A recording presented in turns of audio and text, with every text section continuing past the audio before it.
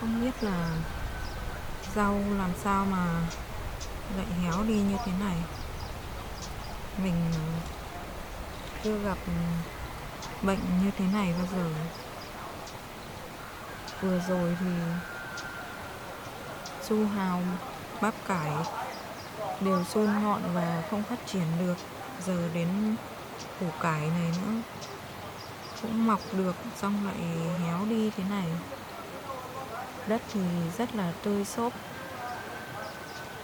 mà lại rau không thể phát triển nổi. Không biết là nó bị bệnh gì nữa.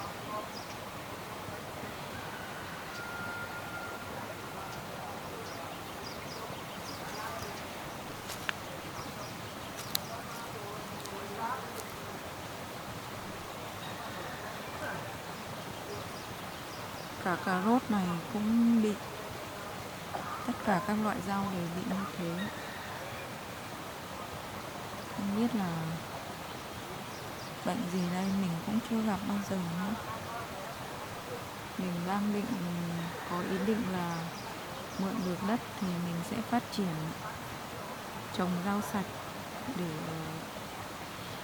mở rộng kinh doanh. Nhưng mà mình lại không nắm được kiến thức về chăm sóc và phát triển cây như này thì không được.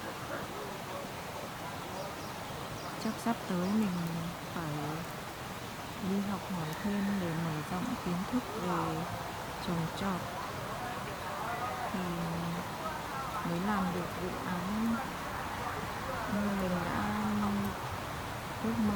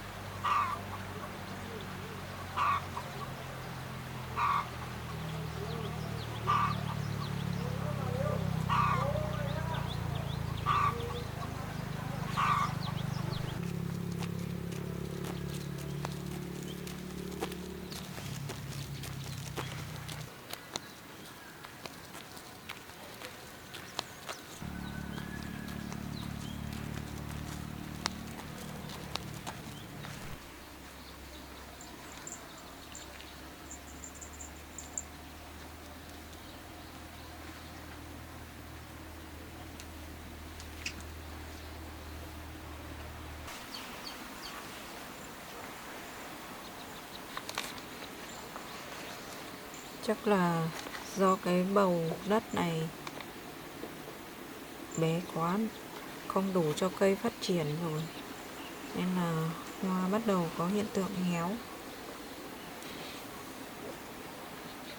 Hôm nay mình ở nhà, mình sẽ tranh thủ cho đất vào chậu và thay những cái bầu hoa này vào chậu thôi. Không thì hoa của mình héo hết mất.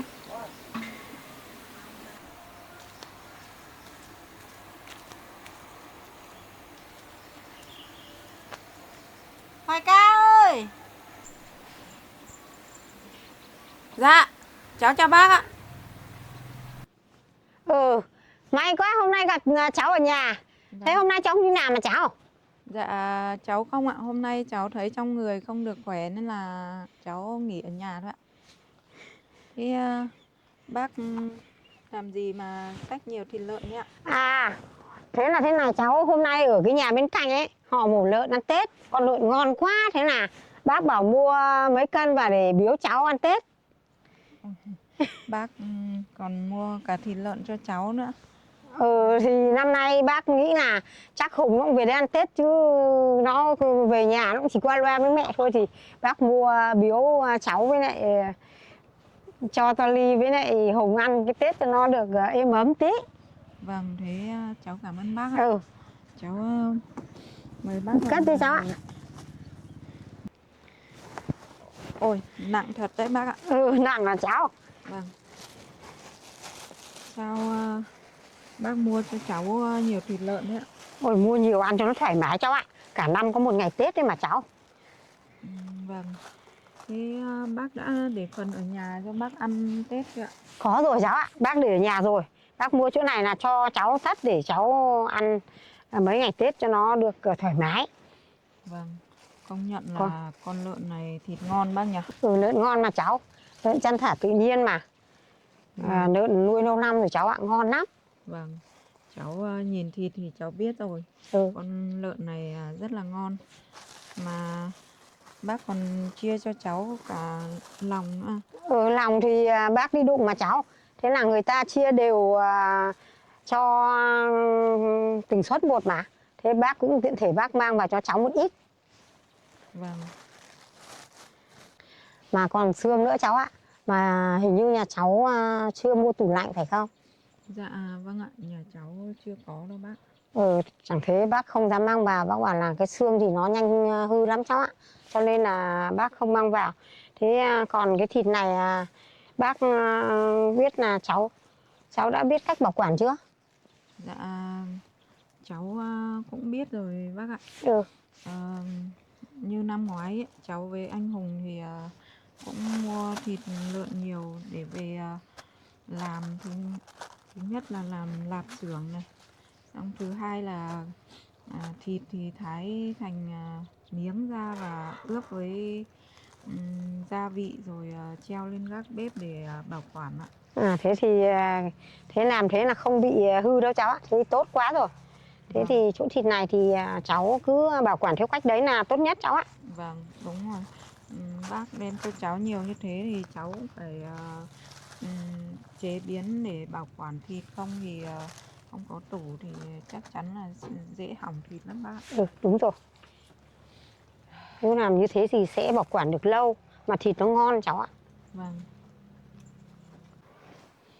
Mà bác ơi, bác còn nhớ năm ngoái, Tết năm ngoái ấy, cháu biếu bác một ít lạp xưởng với lại bánh chưng ấy, thì bác có thấy ngon không?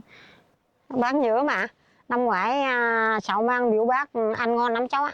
Thế nhưng mà nhà bác thì nhà xây đâm là không có bếp củi ấy. Cho nên mà bác muốn ăn lắm nhưng mà bác không có chỗ để bác sấy đâm không làm được. Vâng, thì hôm nay bác cho chỗ thịt này cháu, với lại có cả lòng này nữa, cháu cũng sẽ làm tiếp như thế. Tại vì năm ngoái cháu thấy làm rất là ngon mà Tony lại thích ăn nữa, nên là cháu sẽ làm. Năm ngoái thì cháu cũng không biết cách làm cái lạp xưởng đấy đâu, anh Hùng dạy cháu đấy. À, Công nhận là anh Hùng biết nhiều thứ. Từ lúc cháu gặp anh Hùng ấy thì anh dạy cháu rất nhiều điều cháu chưa biết bác ạ. nói chung là thằng Hùng cũng khéo tay mà. Vâng. Thịt ngon đê, thịt ngon lắm cháu ạ. Bây giờ là bác cháu mình là chuẩn bị là đồ là thái đi cháu ạ. Không. Vâng, thôi bác cứ ra bàn ngồi uống nước một lúc đã, để tí cháu các tự làm và bảo quản sau bác ạ. Ừ. Chắc bác đi đường xa xách 2 túi thịt nặng như thế chắc bác cũng mệt lắm. Mệt thì không mệt, vừa vui vào đến nhà cháu là bác cảm thấy vui rồi. Nhưng mà đi nó mỏi tay một tí thôi. Vâng, Ừ. bác ra bàn ngồi. Cháu mời bác ngồi uống nước. Ừ. Mà hôm nay cuối tuần mà Hùng nó không được về hả cháu? Dạ có ạ. Anh Hùng về từ hôm trước rồi, nhưng mà hôm nay anh đưa Tony đi học xong là chắc anh có công việc gì đến giờ vẫn chưa về bác ạ. Cuối tuần mà Tony vẫn phải đi học hả cháu? Dạ vâng ạ. Tại vì vừa rồi ấy thì Tony cũng chậm nói thì cháu cho xuống dưới trường học, thì bây giờ về thì cháu cũng muốn là Tony đi học thêm để nhanh biết nói. Thì về đây cháu cũng cho Tony đi học cả ngày cuối tuần nữa, để cho Tony nhanh bằng bạn bằng bè, chứ cháu cũng thấy sốt ruột lắm bác ạ. Thế cho thằng bé đi học thế được thêm thì tốt cho nó. Cho nó nhanh, nhận thức cho nó nhanh. Vâng. Cháu mời bác uống nước ạ. Uống nước đi cháu. Vâng ạ. Mà cũng gần Tết rồi, bác đã sắm sửa được gì chưa? Bác cũng chỉ sắm sửa, mới sắm sửa được ít thịt thôi cháu ạ. Thế còn bác có tuổi rồi, bác cũng không trang trí gì cho nó lộng lẫy đâu cháu ạ. Bác chỉ quét dọn lau chùi cho nó được, cho nó sạch sẽ thôi. Vâng. Thế còn Tết này bác có gói bánh không ạ? Bác cũng không làm bánh trái gì đâu cháu ạ. Như mọi năm thì Hùng nó ở nhà thì hai mẹ con thì bác cũng cố bác làm đến một ít để hai mẹ con ăn, với lại bác gửi xuống cho Tiểu San. Nhưng mà năm nay Tiểu San nó kinh tế nó ổn định rồi thì bác chẳng làm nữa. Nói đến bánh thì bác mới nhớ. Thế sao bác bảo cháu lấy lá rong mà cháu không ra lấy? Dạ thì cái thời gian bác bảo cháu ra lấy lá rong ấy thì cũng còn tầm 2 tháng thì đến Tết, thì cháu nghĩ là để dành đến Tết thì hẵng lấy bác ạ. Tại vì cháu nghĩ bây giờ mà Tết đi kiếm lá rong ở trên đồi thì cũng khó, với lại cháu cũng không hay đi đồi nên là cháu thấy không biết chỗ nào có ấy. Nên là cháu cũng muốn để dành để Tết cháu mới ra lấy bác. Đúng rồi cháu ạ. Bây giờ ở đồi thấp ấy thì người ta đi lấy, người ta bán hết rồi. Thế còn ở đồi cao thì lên đồi cao ấy mới có. Nhưng mà lên đồi cao thì cháu hay gặp nạn lắm, cho nên là cháu không phải ngại đâu, cứ ra nhà bác mà lấy mà gói cháu nhá. Vâng, thế thì cháu cảm ơn bác ạ. Cháu thì có con nhỏ ấy, thì cháu cũng muốn là sắm sửa một cái Tết thật đàng hoàng. Nhà người ta có cái gì thì cháu cũng muốn làm cho Tony tất cả như nhà họ ấy, thì cho Tony được bằng bạn bằng bè, không phải khổ sở như cháu ngày xưa nữa bác ạ. Ừ, bác cũng thương cảm cho hoàn cảnh hai mẹ con. Thế nhưng mà bác cũng mong là năm hết Tết đến rồi thì bác cũng mong là cháu sẽ hy vọng cháu sẽ tìm lại được người thân và cháu sẽ có những ngày Tết được vui vẻ sum họp bên gia đình chứ không phải như bây giờ. Vâng ạ, cháu cảm ơn bác. Cháu lúc nào cũng luôn hy vọng là mình vẫn còn gia đình và tìm thấy. Nhiều năm vừa qua cháu cũng rất là buồn, nhưng mà cháu cũng thấy quen rồi bác ạ. Nhưng mà hy vọng thì cháu vẫn muốn là mình có một gia đình như mọi người. Bác cũng mong Chúa phù hộ cháu, cháu sẽ có một gia đình hoàn hảo như người khác, chứ cháu cứ vui lên nhé, đừng tủi thân cháu nhé.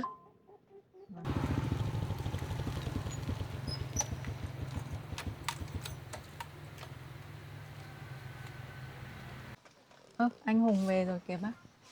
Không rồi con. Vâng ạ, con chào mẹ. Ừ. Mẹ hôm nay tới đây có việc gì ấy mẹ? Hôm nay ở cạnh nhà họ mổ con lợn ngon quá, thế là mẹ mua một ít mang vào cho mẹ con Hoài Ca mà. Vâng, thế Tết nhất mẹ đã chuẩn bị ở nhà được cái gì chưa ạ? Đã sắm sửa bánh kẹo, trang trí nhà cửa được cái gì chưa mẹ? Mẹ mới mua được ít thịt thôi con ạ. Bây giờ mẹ già rồi, mẹ cũng có còn con nít đâu mà bánh kẹo con. Mẹ lau chùi, mẹ Tết đến thì mẹ cũng không trang trí gì văn hoa mỹ miều đâu con. Mẹ chỉ có quét dọn lau chùi nhà cửa cho sạch sẽ thôi con ạ. Vâng, nhưng mà vẫn phải sắm một ít bánh kẹo vì là Tết đến thì người ta đến nhà chơi ấy, cũng có phải có cái gì để cho người ta ăn chơi xong thì ngồi nói chuyện thì nó rôm rả hơn, đỡ trống, bởi vì ngày thường thì không nói. Chắc mẹ cũng chỉ mua ít thôi con ạ. Vâng, thế Tết này con cũng không về đâu, con ở trong này ăn với Hoài Ca cái Tết. Thì mẹ cũng bảo Hoài Ca rồi, mẹ bảo là Tết thì mấy năm trước ấy thì Hùng còn ở nhà thì bác còn gói bánh, nhưng mà năm nay Hùng ăn Tết trong này thì bác cũng chẳng làm nữa, bởi vì có mỗi một mình bác chẳng ăn bao nhiêu. Vâng, thế mẹ năm nay cũng không gói bánh luôn ạ. Mẹ không. Vâng. Mà sao anh đi lâu thế, từ sáng đến giờ em đợi mãi không thấy anh về ạ?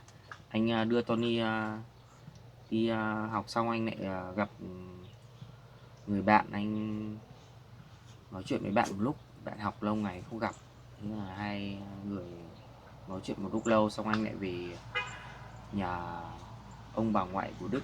Thì anh xin phép Tết này cho Đức về ăn Tết với anh.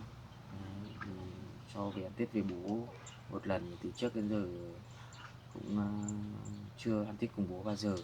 Thì xin phép Hoài Ca cho Tết này cho cả Đức về đây ăn Tết chung vui cùng với em và Tony nhé. Dạ vâng, được ạ. Em thấy có thêm Đức thì rất là vui. Với lại Tony cũng thích chơi với Đức nữa, thì Tết này có Đức thì quá tuyệt vời anh ạ. Mẹ này, thì Tết này con sẽ dẫn Đức về nhà đấy. Thì mẹ đồng ý cho con đưa Đức về nhà nhé, để ghé qua nhà mình, bởi vì dù sao Đức cũng là con của con. Liệu thế có hợp tình hợp lý không con? Cũng được mà mẹ, không sao, dù sao cũng là Đức là con cháu trong gia đình. Bởi vì ngày trước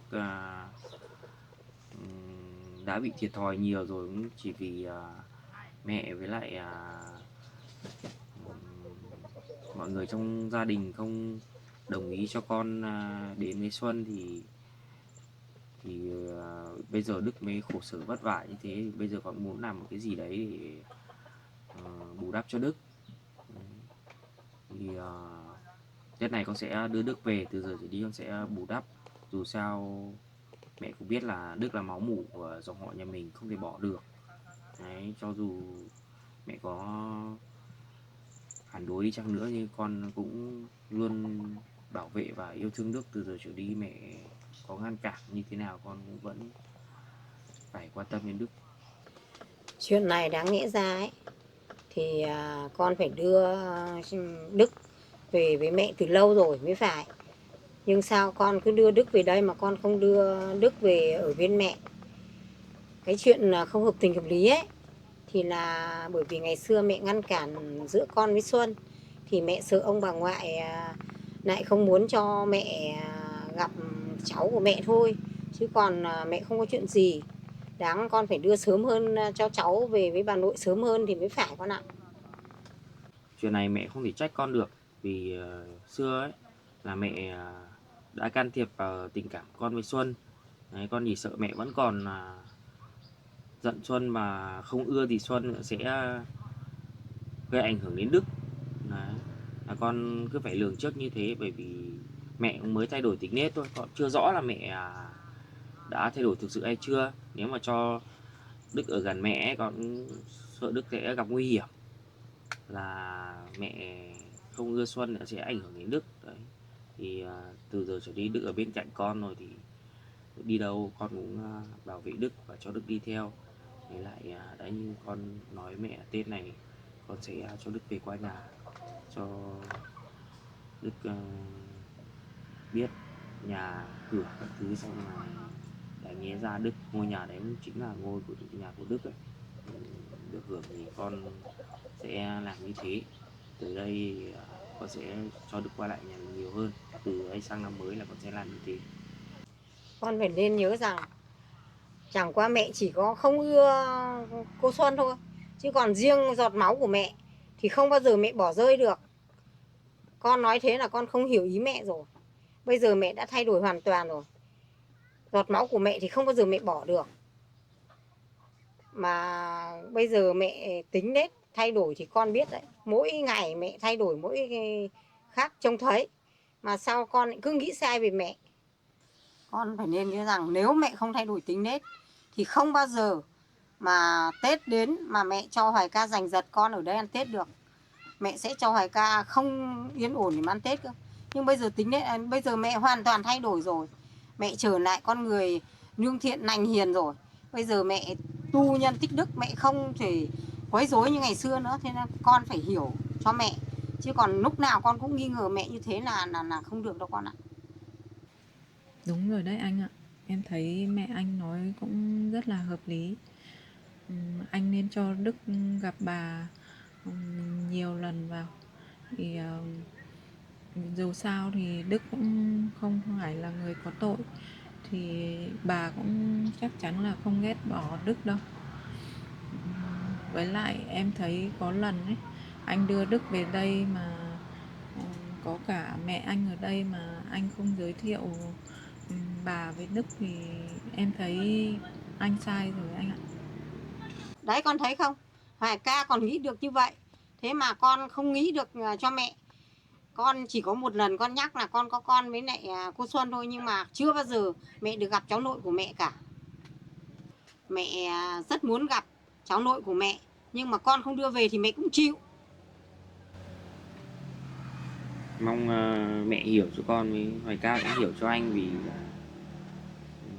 đấy, anh chỉ sợ mẹ có cái bản tính đấy thì sẽ ghét Xuân lại ghét luôn cả Đức, là sẽ làm gì đấy thì anh cũng phải lường trước chứ.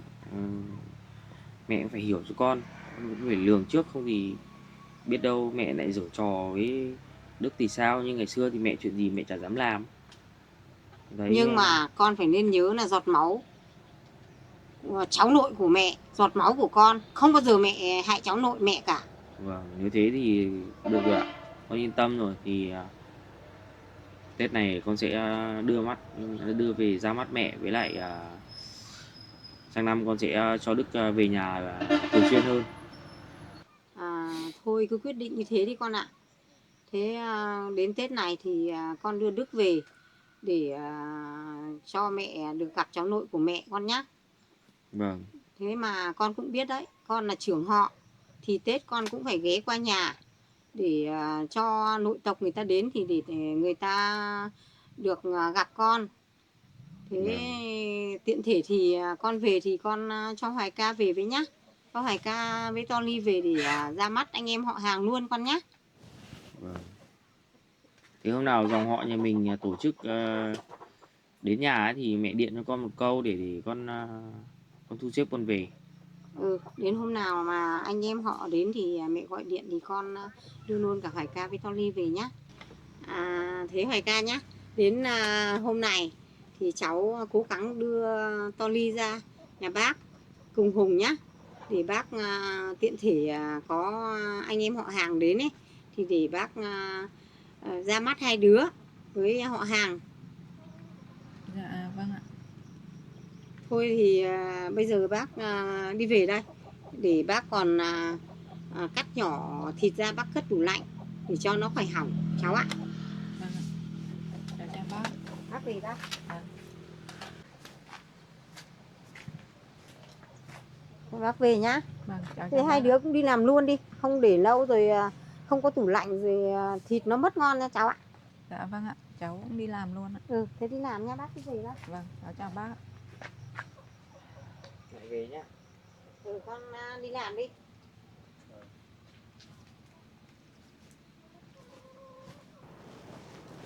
Ôi mẹ anh mua nhiều thế nhỉ? Vâng, nhiều lắm anh ạ. Mà con lợn này công nhận là thịt ngon. Đây này. Con lợn đen đấy. Lông đen xỉ. Vâng. Ui, mua nhiều thế này thì Tết năm nay em không phải mua thêm rồi. Nhiều lắm cả ở bên này nữa. Mà bà chia cho cả lòng này nữa.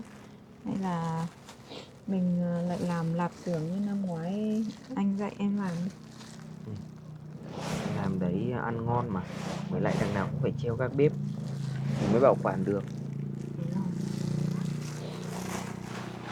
Thế để anh đi làm cái này cho. Vâng. Dạo này anh cũng khó khăn quá, không thì anh cố mua cho em một chiếc tủ lạnh. Sao rồi anh ạ. Mình sẽ cố gắng sắm dần dần. Còn bây giờ đang khó khăn thì cứ để từ từ đã. Anh không phải nghĩ nhiều đâu. Em đi rửa cái thịt này kia cho anh nhé, xong anh thì anh kia rửa qua cái làng này, em làm lại cho sạch sẽ. Vâng ạ.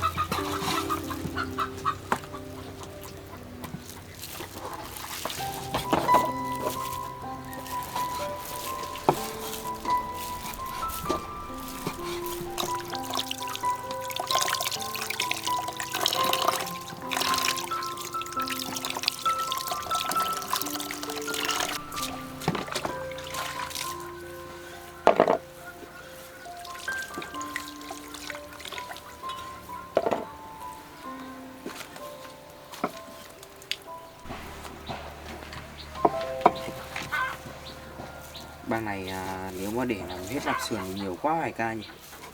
Mới không đủ cái này để nhồi. Em cũng thấy hơi nhiều. Bây giờ hay là mình làm một nửa chỗ này thôi, xong còn một nửa mình lại ướp rượu, mình treo lên được không em?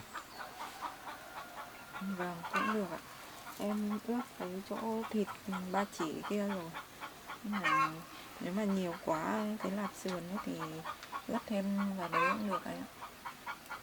Bây giờ mình cứ làm áng nó thái ra hết xem như thế nào đã nhá. Thế thì em lui và để anh hộ em thái cho nó nhanh, là không thái cái này lâu đâu. Mà cũng phải thái nhỏ nhỏ thì mới nhồi được. Vâng. Dạng như này.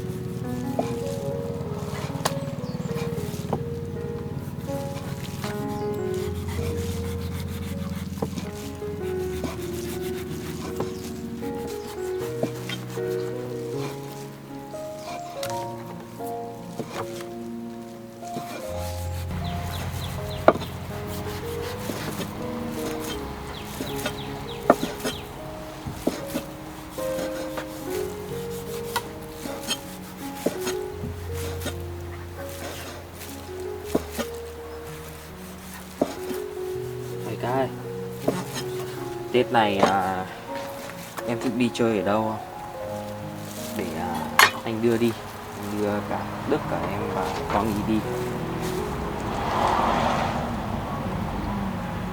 Em có dự tính đi chơi ở đâu không? Cũng chưa dự tính đi chơi ở đâu anh ạ.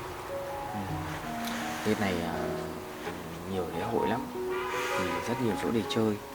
Anh tính là anh sẽ đặt bạn trước, cho anh thuê xe tầm 2-3 ngày. Anh sẽ đưa mọi người trong gia đình mình đi chơi cho vui, chứ còn ở mình đây thì cũng không có nhiều trò như mọi nơi khác. Đi lễ hội vui xuân thì nhiều nơi nó tổ chức rộng hơn, thì mình đi đến đấy để chơi.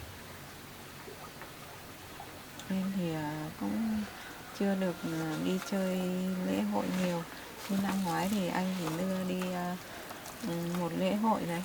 Còn những lễ hội khác thì em cũng chưa biết anh ạ. Nếu mà có thời gian anh đưa em đi thì chắc chắn là sẽ rất là vui ạ. Thế để Tết này anh sẽ sắp xếp để đưa cả nhà mình cùng đi nhé. Dạ vâng. Đi những nơi mà mình chưa đến này thì sẽ nhiều cái mới lạ hơn. Vâng. Mà cũng em xem thế nào cái phiên chợ cuối năm này rơi vào ngày nào thì em phải đi sắp xếp đồ đạc Tết đi, mua sắm dần, không là nhớ là mua cho bọn trẻ mỗi đứa 1-2 bộ quần áo cho bọn chúng Tết có quần áo mới để mặc. Trẻ con thì rất là háo hức về Tết là có quần áo mới để mặc rồi nhá. Em nhớ sắp xếp nhé. Thu xếp thời gian mà đi phiên chợ cuối năm này, phiên cuối cùng thì thu mua cho bọn trẻ. Thì thôi mình làm như không là cái này ướp cũng phải lâu phết đấy. Để ngấm gia vị xong mới nhồi được. Thái cái này thái nhỏ cũng rất là lâu. Thái lâu á.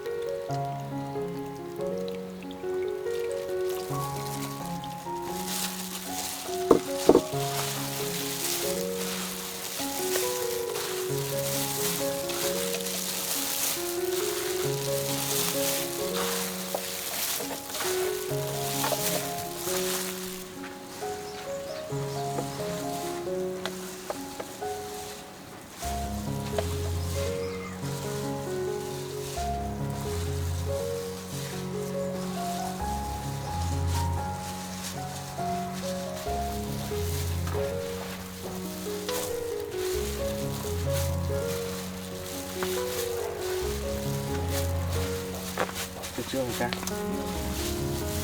Em thử cho vào đây xem nào.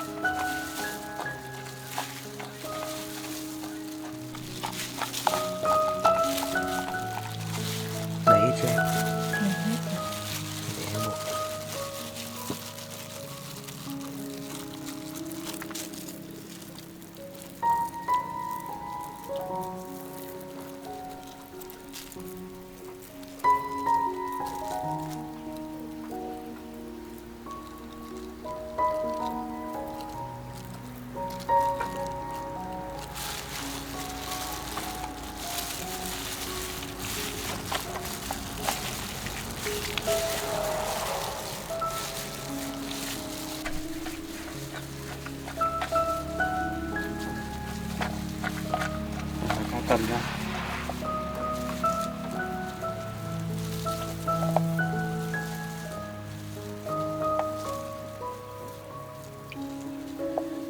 Mùa đông mỡ dính quá,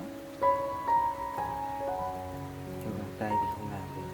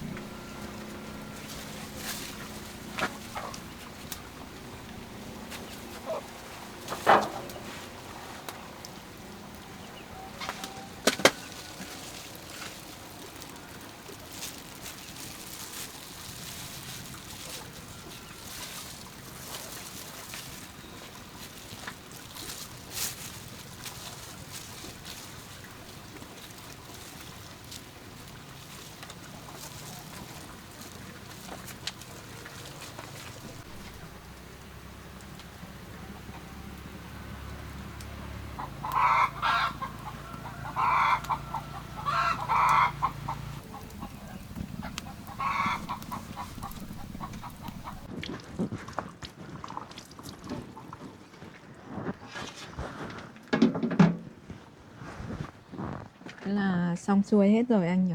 Ừ. Thế là bây giờ chỉ việc sấy thôi. Mà năm nay tuyệt vời quá, mẹ anh cho bao nhiêu thịt thì như thế thì ăn thoải mái. Ừ. Bằng này thì thừa cái Tết rồi, Vâng. ăn còn ra tháng riêng luôn. Cái này mình còn làm được nhiều hơn năm ngoái anh nhỉ? Cái lạp xưởng ấy. Ừ. Năm ngoái chắc chỉ được hơn chục cái, chỗ này sẽ tầm độ 30 cái đấy. Vâng. Mà bao giờ anh được nghỉ Tết ạ? Anh hết tuần sau. Hết tuần sau anh mới được nghỉ. Nhưng mà lịch trực Tết anh còn chưa có lịch ấy. Chả biết là bao giờ đến lượt mình trực. Vâng. Thế Đức có được nghỉ cùng thời điểm của anh không ạ? Anh cũng chưa thấy cô giáo Đức báo gì với anh cả. Vâng. Khả năng là cũng được nghỉ cùng đấy. Nếu mà được nghỉ cùng thì anh đưa Đức về đây chơi với Tony anh ạ. Còn khi nào anh đi trực thì anh lại lên sau. Anh sẽ đưa Đức về đây. Nếu mà không ở đây thì cũng chỉ ở nhà ông bà ngoại thôi. Thì cho Đức đi lại cả hai bên. Đến Vâng. Tết hẳn thì anh mới đưa ra về nhà ngoài sau. Vâng. Em muốn anh đưa Đức về đây để Đức chơi với Tony ấy. Thì Tony có bạn để chơi thì em nghĩ là Tony sẽ phát triển nhanh hơn. Với lại khi chơi ấy, thì Đức nói chuyện với Tony thì em nghĩ là chắc chắn là Tony sẽ biết nói nhiều từ ngữ hơn. Điều đấy là điều tất nhiên rồi. Bởi vì Tony chơi một mình thì sẽ chậm phát triển hơn. Nếu mà có người lớn chơi cùng thì sẽ nhanh hơn thôi. Vâng. Được rồi, nếu mà Đức mà được nghỉ cùng bố thì anh sẽ đưa Đức về đây luôn. Dạ vâng ạ. Mà cũng muộn rồi, trưa này mình nấu cái gì ăn được nhỉ, ca nhỉ? Hay là còn ít thịt kia mình mang đi mình nướng thôi thì mình ăn đi. Vâng. Em thấy anh làm món thịt nướng rất là ngon. Với lại Tí em nữa, cũng tí rất nữa, là thích ăn đồ nướng ấy. Nên là mình nướng về ăn. tí nữa anh nướng cho em ăn nhé. Vâng. Mà không biết là Tết này anh sẽ tặng cho mấy người trong gia đình món quà gì để đây cho nó hay được nhỉ? Anh sẽ tặng cho em một món quà gì đó và là Tony và Đức nữa. Chỉ cần cho Đức và Tony thôi. Còn em thì không cần đâu anh ạ. Không, em cũng phải có quà chứ, em vất vả rồi. Tết đến thì cũng phải có chút quà riêng mình. Giờ thì anh đang khó khăn đấy. Nên là không cần quà cáp gì đâu anh ạ. Mình cứ ở cùng nhau như thế là em thấy vui rồi. Thôi để anh tìm cách gì đấy anh sẽ mua cho em một món quà thật ý nghĩa vào dịp Tết này nhé. Mà anh sẽ đưa mấy người trong gia đình mình đi chơi một chuyến Tết thật là vui vẻ. Năm ngoái anh cũng đưa em đi được mỗi 1-2 cái lễ hội thôi, cũng chưa đi được đây đó. Năm nay anh sẽ thuê xe của bạn để anh đưa em đi. Vâng. Hoài ca ơi. Dạ. Thì sang năm mới em có dự định gì cho riêng mình không? Em nói chung là em cũng không có kiến thức gì mấy. Thì em chỉ có một mong muốn là mở rộng cái thế mạnh của mình ấy. Thì em muốn mở rộng về làm nông trại anh ạ. Em thích làm nông trại á? Vâng, em muốn trồng thật nhiều rau, và không những trồng rau em còn ươm thêm những cây hoa thật nhiều để đi bán anh ạ. Mà em còn muốn là sang năm anh giúp em tập xe anh nhé. Tại vì Hoài ca có ý định muốn đi xe á? vâng, Được rồi, thế thì anh sẽ sang năm sẽ dạy cho em nhé. tại vì em mở rộng trồng rau thật nhiều như thế thì em muốn mỗi lần mình đi chợ sẽ mang được thật nhiều đồ để đi bán. Thì lúc đấy có xe thì sẽ chở được nhiều hơn, và mỗi lần đi bán đấy em sẽ thu được lợi nhuận nhiều hơn anh ạ. Điều này anh cũng thấy hợp lý đấy. Em cũng phải nên biết đi xe chứ không thể đi bộ mãi được. Nhưng mà xe máy thì là động cơ thì em sẽ nếu mà tập luôn thì rất là nguy hiểm. Hay là sáng năm anh sẽ mua cho em một cái xe đạp để em tập đi trước nhé. Trước tiên phải biết đi xe đạp đã. Nếu mà đi xe máy thì động cơ thì em cũng chưa thể đi được, không thể tập được. Còn mà lại còn cần phải có bằng lái nữa cơ. Đấy, có bằng lái thì phải xuống hẳn chỗ công an tỉnh, vào trường thi lái thì học xong lại còn phải cấp bằng mới được lái xe nữa. Đấy, thì trước tiên phải đi xe đạp cho quen đã rồi mới đi được xe máy. Vâng. Phải biết giữ thăng bằng đã. Thôi được rồi, sang năm anh sẽ mua cho em một chiếc xe đạp rồi để cho em tập thi dần. Thì cả sau này đưa Tony đi học, Tony lớn rồi thì học ở trường xa ấy thì cũng cần phải đèo Tony đi học, chứ đi bộ xa thì cũng vất vả lắm. Vâng.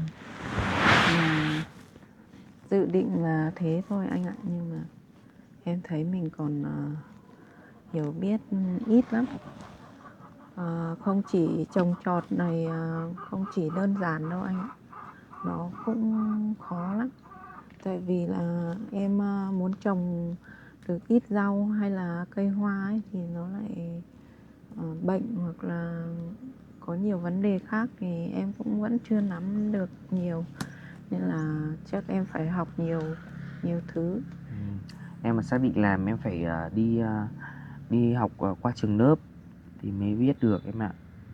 Đấy, không là không biết kỹ thuật là đầu tư hết rất nhiều vốn xong là mà để mà nói không chăm sóc được là cũng không có lợi nhuận đâu. Đấy, mình phải học hỏi thật kỹ rồi mình mới quyết định mình làm. Mà vừa rồi nói đến chuyện Tony tới đây sẽ đi học xa ấy, thì anh nghĩ là như thế này Hoài Ca này. Anh sẽ dự định như thế này này Hoài Ca này. Sau này Tony lên cấp 1 đấy là anh tính là xin cho Tony đi học ở trường dưới thành phố.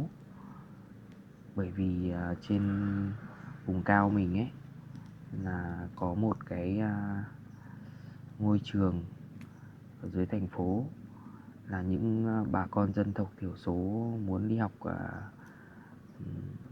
nội trú ở dưới đấy bán trú tỉnh xây dựng một ngôi trường dành cho bà con dân tộc ở vùng cao. Đấy, thì anh sẽ xin cho Tony vào trường đấy. Trường đấy vừa ăn học miễn phí, rồi nhà nước no cho. Đấy, xong là ăn ở tại trường luôn, học hành giáo dục như trong quân đội luôn. Đấy, và thế thì Tony sẽ có nề nếp sống và các thứ từ nhỏ. Đấy, sống có nề nếp và giờ giấc chuẩn. Thì sau này không biết Hoài Ca ý như thế nào, nhưng anh tính Tony lớn lên anh sẽ xin cho Tony vào trường an ninh học như anh ngày trước. Đấy, nếu học giỏi là thi vào trường an ninh, và sau đó thì Tony sẽ làm công an như anh sau này Hoài ca có thấy như thế có được không? Anh tính là như thế em thấy có vừa ý không? Dạ, điều đấy thì em cũng thấy rất là thích, nhưng mà để làm được điều đấy thì mất thời gian rất là dài đấy anh ạ. Mất nhiều thời gian lắm. Nói chung là cũng phải có năng lực học hành nữa. Đấy, học phải giỏi thì mới thi đỗ được cái trường an ninh đấy được. Đấy, điểm họ lấy bây giờ họ lấy điểm cao lắm, không như ngày trước anh cái thời của anh cũng còn khá là dễ, bây giờ gọi là họ lấy thi cử chặt chẽ hơn, lấy điểm cao hơn. Vâng. Tony mà được vào trường an ninh như anh vừa nói ấy, thì em thấy rất là tuyệt vời. Đấy là điều em ao ước bấy lâu nay, là sau này lo cho Tony có một công việc ổn định anh ạ. Em cảm ơn anh luôn luôn lúc nào cũng nghĩ cho Tony, và còn nghĩ cho Tony cả tương lai về sau nữa. Sau này chúng ta sẽ là người một nhà. Anh là người đàn ông, là trụ cột của gia đình, thì anh vẫn phải lo cho các con sau này. Đấy. Thì em cứ yên tâm nhé, anh sẽ lo cho Đức và Tony có một cuộc sống bàng hoàng, nghề nghiệp ổn định, không phải lo nghĩ về tương lai nữa. Vâng. Mà Hoài ca này, Dạ. hình như hôm trước em làm mật đúng không? Thì cái bã mía của cái em làm mật em đi vứt rồi à? Dạ, không ạ, em phơi ở đằng sau kia. Tại vì cái bã mía đấy lần trước em ép lấy nước ấy, thì lấy về đun rất là cháy, rất là nhạy, nên là em vẫn để lại. Thế em đi lấy về đây đi để anh sấy cái này cho nó bắt cái thơm của mật mía vào. Đang trong lúc nó đang như thế này nó sẽ bắt vào, nếu mà để khô hẳn nó không bắt được nữa nhé. Nó thơm, ăn sẽ ngon hơn nhiều. Thơm mật mía ăn ngon lắm. Vâng. Để lấy mùi, lấy cái khói của nó thôi. Em đi lấy về đây cho anh đi.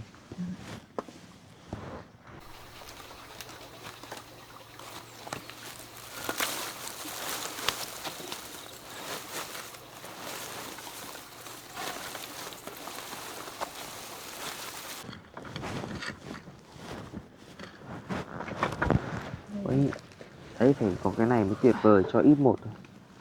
Cho từng ít một này. Em đi lấy một ôm nữa để về để đây đun dần anh nhé. Cứ cho ít một này cho bắt khói vào cái này. Vâng. Này phải chắn được thì khói mới lên trên. Gió nó tạt hết.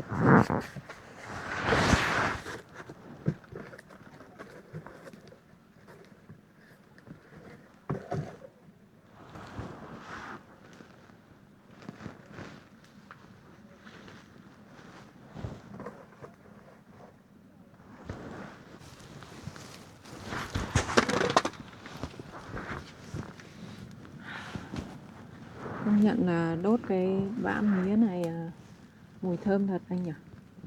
Đấy, xong là nó bám cái mùi mật ở đây này, xong rồi ăn ngon lắm. May em còn không bỏ đi đấy. Cái này chắc em tính để sẽ phơi khô trong nhóm bếp à? Vâng. Đấy thì dễ, nó khó mật để cháy cũng dễ. Vâng. Cứ cho ít một này thôi.